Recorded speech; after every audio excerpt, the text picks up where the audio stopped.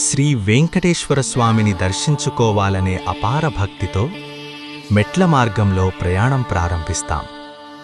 దారిలో ఎండ మండిపోతుంది.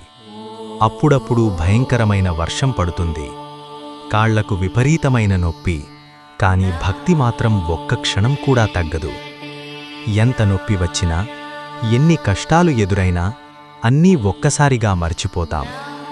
ఎప్పుడైతే ఆ స్వామి గర్భగుడిలోకి అడుగుపెడతామో, సాక్షాత్తూ ఆ 7 కొండల స్వామిని చూసిన క్షణంలో మన హృదయం నిండిపోతుంది.